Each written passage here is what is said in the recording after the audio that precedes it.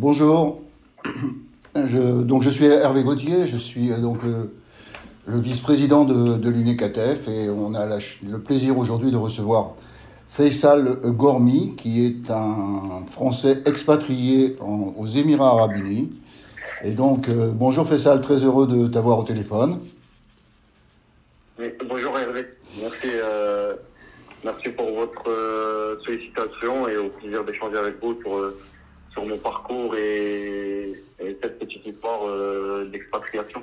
Voilà, donc si tu veux, ma première question, elle est très simple. Est-ce que rapidement tu peux te présenter et nous dire un petit peu comment tu as atterri aux Émirats en venant, on va dire, de la région des Hauts-de-France, puisque tu étais, avant de partir, à Maubeuge. Donc, comment ça s'est passé exactement? C'est suite à un contact avec un ami qui a travaillé pratiquement plus d'une dizaine d'années ici aux Émirats en tant que responsable d'école de foot ou directeur technique, qui avait un besoin auprès d'un club qui cherchait responsable d'école de foot. J'ai rencontré après les responsables sur place et tout s'est fait, comme on dit, simplement et rapidement, courant mai 2017. On s'est mis d'accord et après j'ai dû revenir aux Émirats en mai 2000, pas mai, mais en début juillet 2017 pour commencer le travail avec eux. D'accord, donc Voilà. y a eu un intermédiaire ami qui vous a mis en contact. Et est-ce qu'ils t'ont demandé des choses précises pour arriver là-bas? Je ne sais pas, une connaissance de la langue arabe, des diplômes, enfin quelque chose qui te mette en valeur professionnellement? Et oui, la première chose, c'était le plus important, c'est la maîtrise de l'anglais, c'est vrai. La deuxième chose qui est très importante, c'est au niveau des diplômes. Chercher quelqu'un avec un minimum un UFA1. Et comme j'avais quelques bases en anglais, et avec l'UFA1 aussi, j'avais le diplôme de préparateur physique. Et j'avais les requis qu'il faut pour ce poste-là. D'accord. Bon. Voilà. Tu m'as dit que tu avais fait en fait un aller-retour entre les Émirats, l'Arabie Saoudite et retour aux Émirats. Tu peux parler de cette expérience?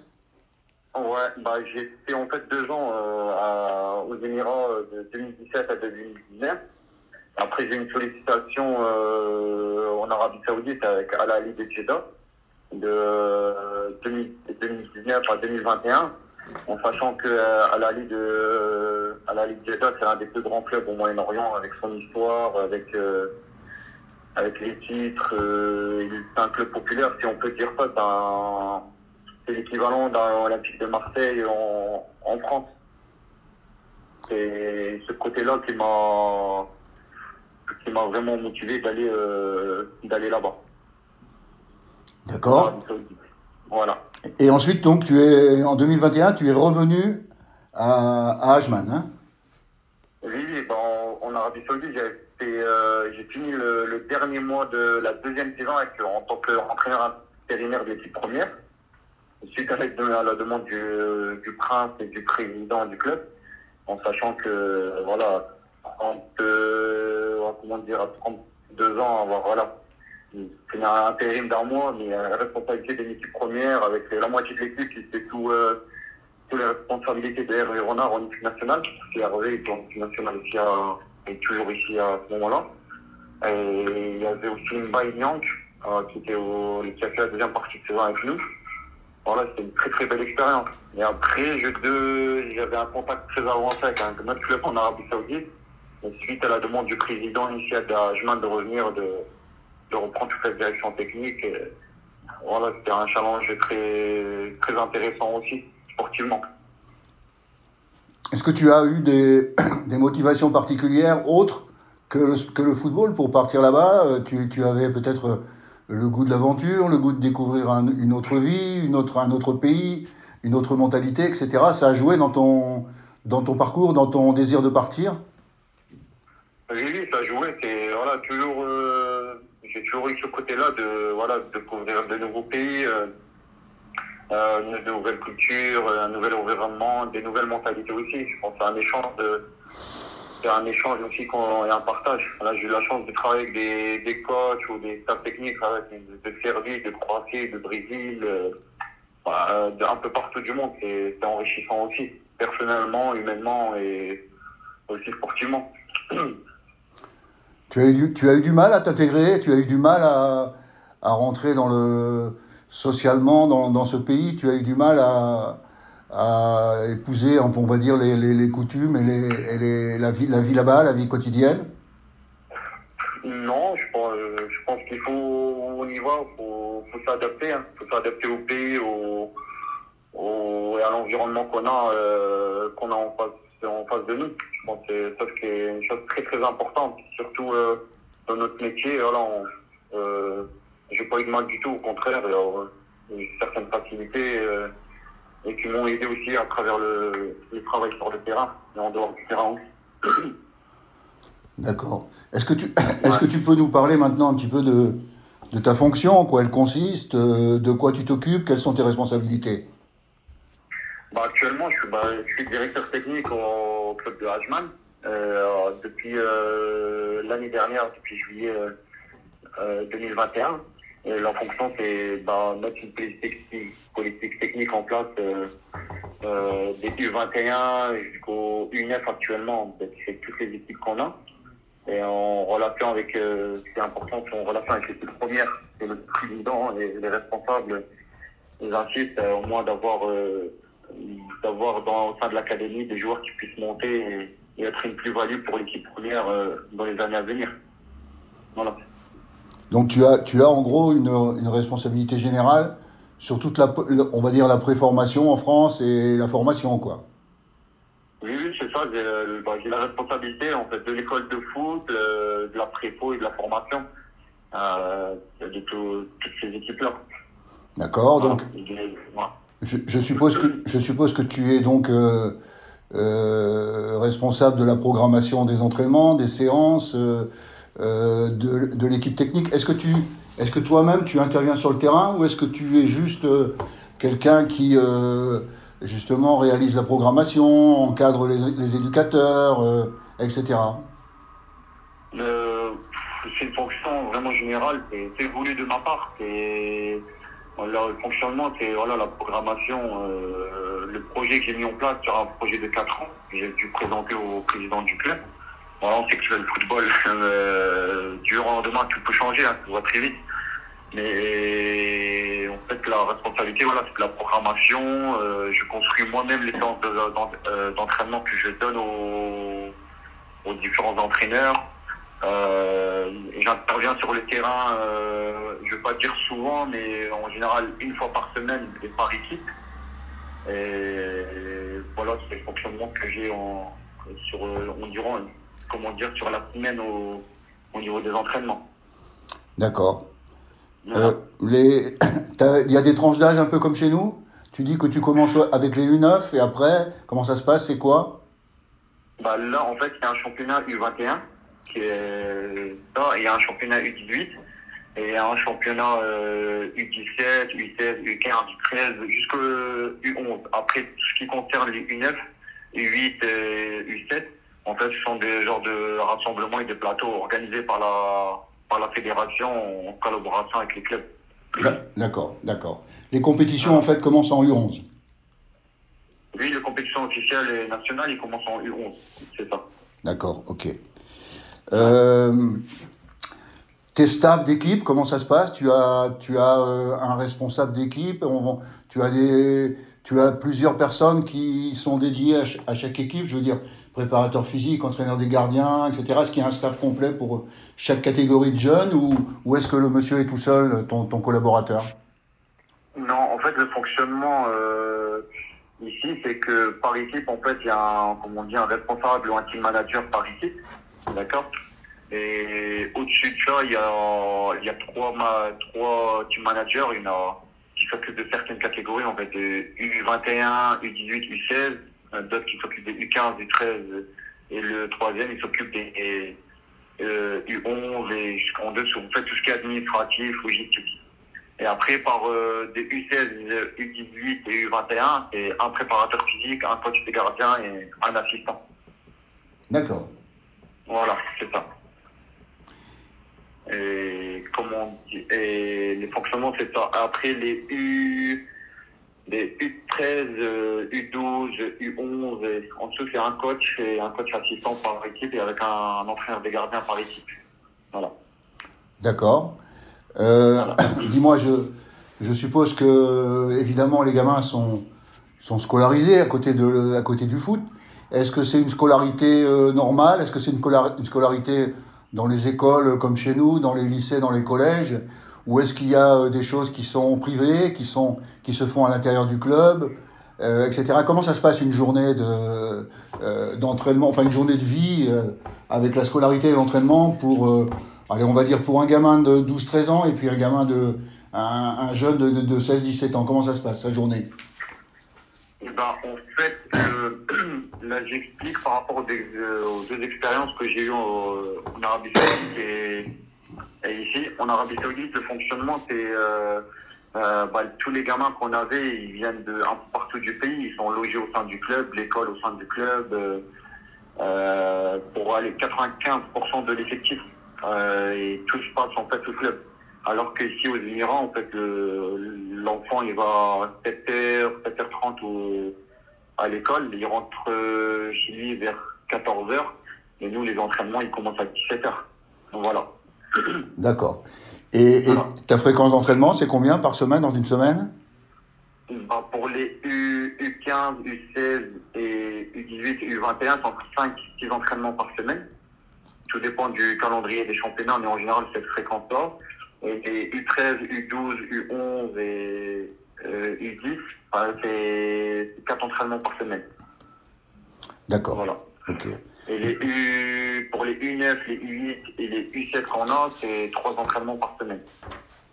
D'accord. Alors, les compétitions, elles sont.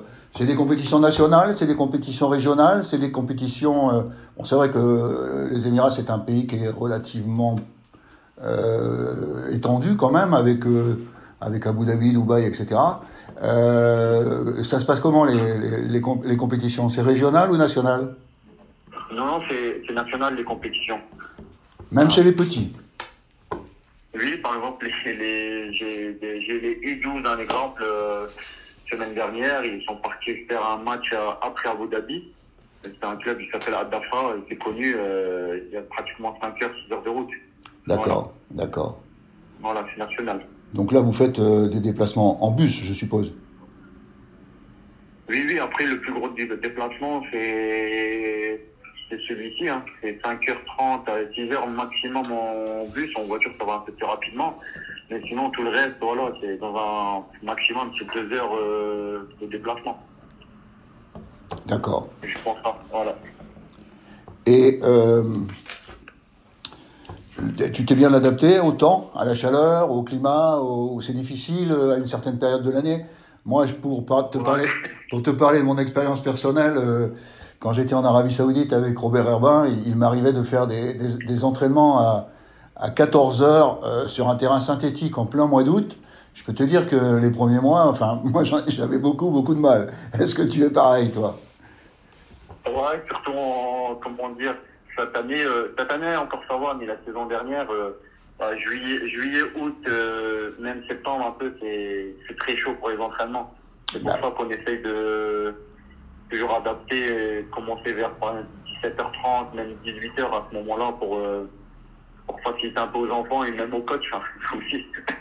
bah Voilà. oui, bien sûr, bien sûr. Voilà. Est-ce que tu as l'impression de disposer de plus de moyens que tu pourrais en avoir en France pour ce genre de travail dans un club? T'as des moyens, je veux dire, Après, pour les jeunes? Oui, il y a des moyens pour les jeunes là-bas.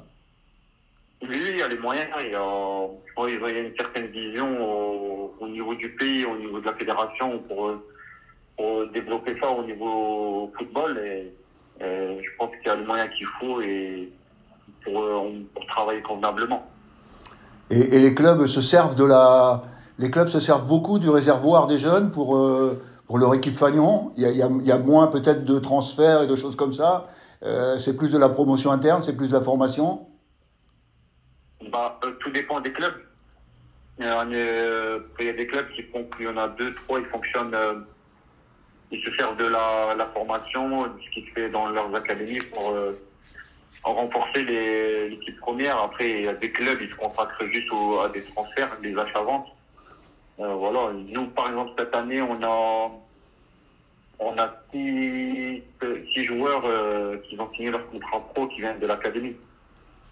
Ah, c'est bien, Voilà. C'est très intéressant, bien sûr.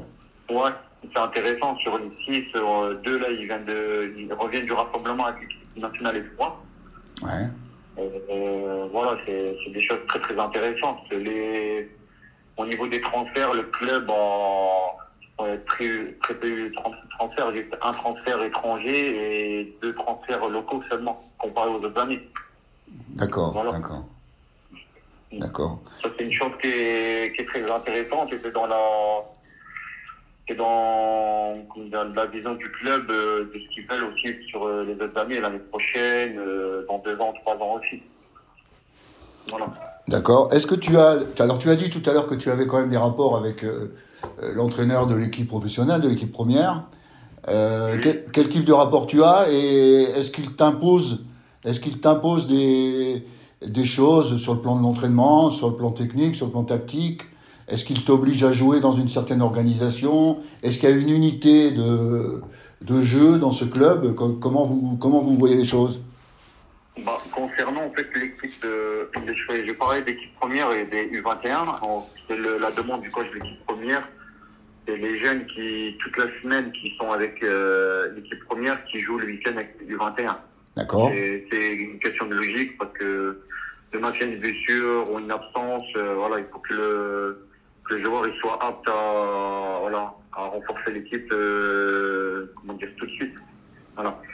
Après, question technique, non, il n'impose pas, mais moi j'ai imposé certaines choses pour les coachs des U21, j'ai pas imposé, parce qu'il y a des changements par rapport aux descentes et les montées en équipe première, que c'est variable. Mais les U18 jusqu'au U15, j'ai imposé certaines choses. Par exemple, les 3 premiers mois, là, on est obligé de jouer en 3-5-2, d'accord? Ouais.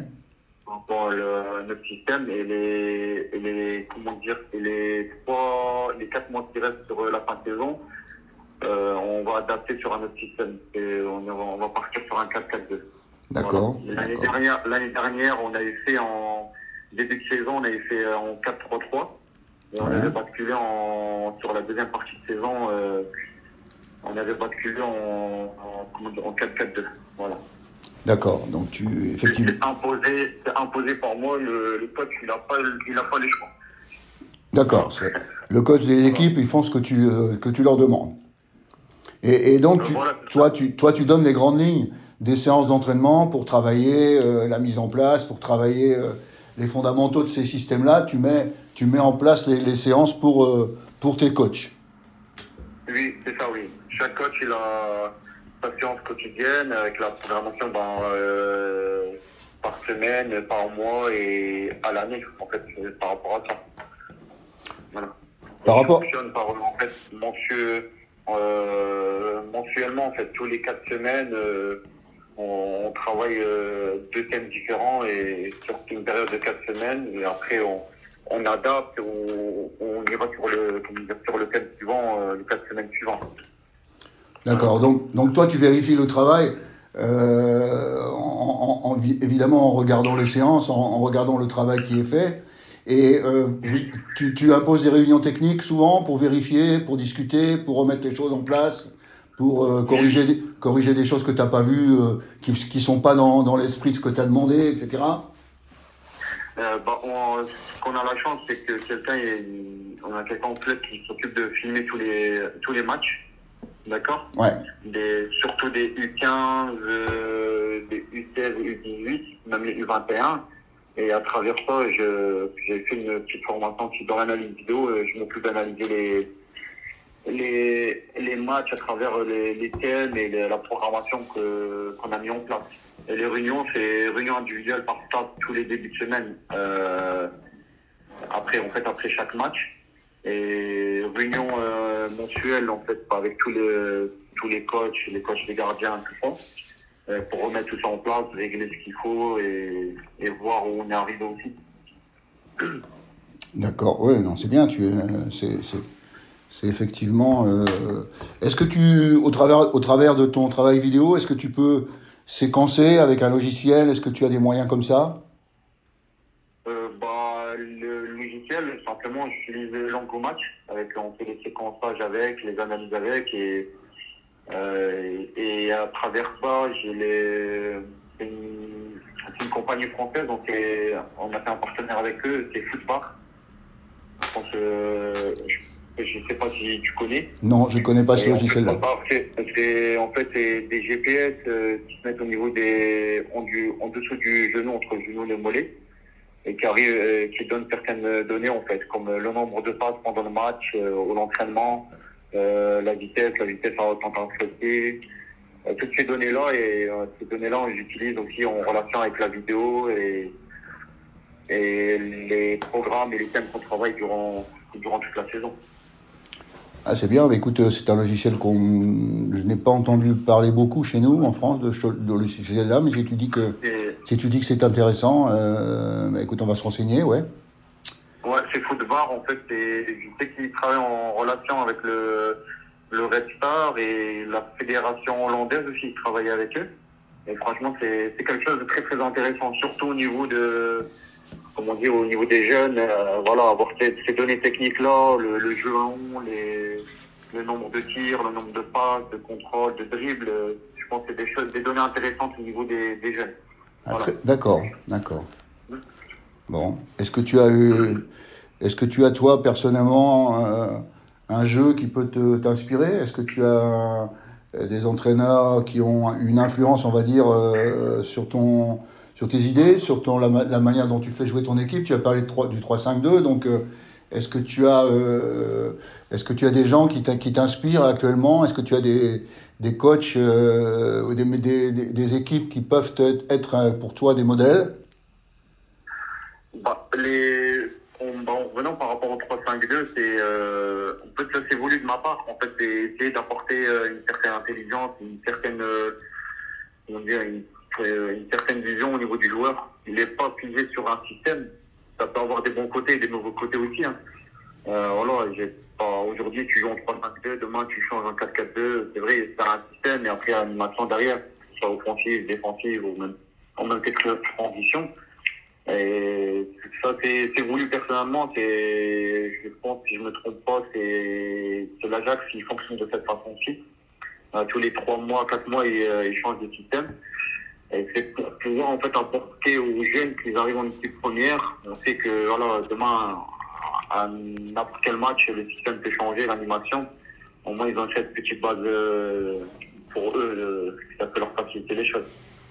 Après, au niveau des coachs, j'ai toujours aimé Gourcuff. Au niveau de sa vision générale du football, les équipes qu'il a eues, c'est Gourcuff. Il y a Guardiola au niveau de certaines choses. Et après, il y a Unai Emery. J'avais très très bien aimé son passage au PSG. Voilà. Sa vision du football m'intéresse fortement. Et le dernier, je pense, c'est Bielsa aussi au niveau de comment il peut apporter, un joueur d'un point A à un point B assez rapidement. Voilà. Alors, quelles sont tes ambitions actuellement pour plus tard? Est-ce que tu as envie de rester là-bas? Est-ce que tu as d'autres projets à l'international? Est-ce que tu souhaiterais revenir travailler en France? Est-ce que comment tu vois l'avenir de ta carrière? Tu as quel âge, Faisal? Il a 34 ans. D'accord. Alors, comment tu vois un petit peu la suite? Quelles sont tes ambitions là? Les ambitions, tout dépend des projets, mais voilà, l'ambition numéro 1, je pense, il y a un rêve entre parenthèses, c'est d'intégrer soit une fédération, soit une équipe nationale. Donc voilà, ça c'est vraiment un objectif sur le long terme que j'espère sur le long terme y arriver. Je pense que ça va pas tarder aussi. Voilà. Et En France, oui, ça peut être intéressant. J'ai eu 2-3 échanges avec des clubs en France en Ligue 1 cette saison, mais voilà, ça s'est pas fait. Bon, peut-être pour la prochaine fois, ça se fera. D'accord. Et Voilà. tu as eu des échanges Pour être dans quel type de fonction? Pour être chez les jeunes? Pour être dans la préparation physique? Pour être dans quel type de fonction? L'échange que j'ai eu avec un club, c'était plutôt sur l'école de foot, en fait, oui, au niveau de l'organisation et de la gestion de l'école de foot. D'accord. Dans le club en Ligue 1. Et la deuxième chose, c'était dans le staff de la réserve et en relation avec les 19 et l'équipe première. Voilà, c'est ça. D'accord. Et toi, ta priorité, t'as pas de priorité en fait. C'est pas je veux revenir à tout prix en France. Si tu trouves quelque chose qui t'intéresse, tu restes au Moyen-Orient, tu continues par là-bas. Bon, après, tout dépend du projet. Le projet, déjà, ce qui m'intéresse le plus important, c'est sportivement. Voilà, c'est vraiment dans l'objectif, voilà, de progresser et de voir de nouvelles choses sur ce côté-là. Donc, voilà. Et demain, voilà, il y a 2 mois de ça, j'ai eu un échange avec la fédération de la Bolivie. Voilà, c'était pour la DTN là-bas et en relation avec la sélection nationale. L'échange s'est très bien passé, mais voilà, comme j'étais en contrat ici, par respect au club, j'ai pas donné de suite. Voilà.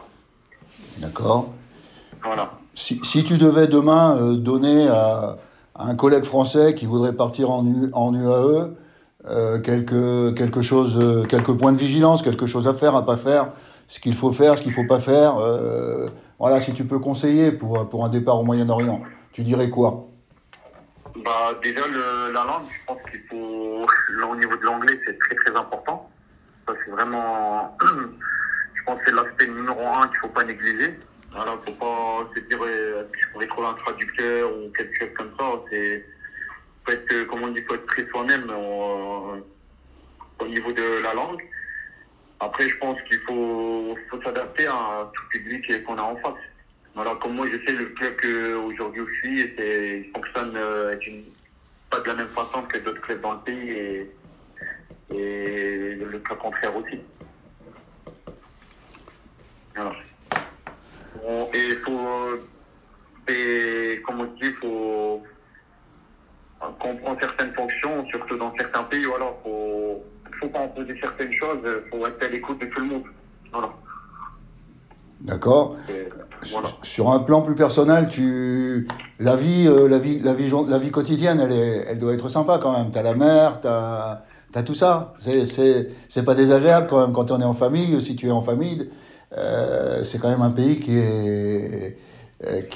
fait un peu un Eldorado pour nous. Enfin, il y a beaucoup de choses intéressantes quand même. Tu arrives à en profiter un petit peu? Oui, on essaie de profiter de certaines choses, malgré que l'aspect football prend beaucoup de place, mais on essaie de profiter de certaines choses, surtout du climat et comme on dit, l'environnement qu'il y a autour. Voilà. Bon, est-ce que tu as des obligations pour quelqu'un qui voudrait partir? Est-ce que tu as est-ce qu'il y a des obligations en termes de cotisation, de couverture sociale, des problèmes des problèmes d'impôts, etc., etc. Quelqu'un qui voudrait partir, il doit connaître un petit peu tout ça. Est-ce que c'est quelque chose qui est important là-bas? Au niveau des cotisations, comme on dit, quand on est français expatrié, il y a la CSE déjà. Ouais. Il faut adhérer à ça. Il y a l'UNICATEF aussi derrière, qui est très très important pour le suivi, qui derrière on ne sait jamais si c'est un souci qui arrive. Parce que je sais qu'il y a certains collègues, dans beaucoup de pays, des fois il y a des retards de salaire ou des ruptures de contrat. Je pense que il y a l'UNICATEF parfois peut faire ce suivi-là aussi, ou conseiller plutôt. Et au niveau des impôts, après je pense que tout dépend des pays, mais voilà. C'est bien Faisal. Écoute, on a fait un petit tour complet pour mieux te connaître et mieux connaître ton travail. Quelles sont tes responsabilités là-bas? Je vois que tu as beaucoup de travail parce que tu as un large regard sur tout ce qui concerne les jeunes et la formation et la préformation. Donc je te remercie beaucoup d'avoir participé à cette conversation avec nous, et puis je te souhaite bonne chance pour la suite, et puis écoute, Bon vent, Inch'Allah. Ouais, Inch'Allah, merci. Je te remercie Hervé pour le temps passé et pour l'échange. Merci beaucoup, Faisal. Bonne journée à toi. Merci, à bientôt. Bonne continuation. Bonne journée, à bientôt.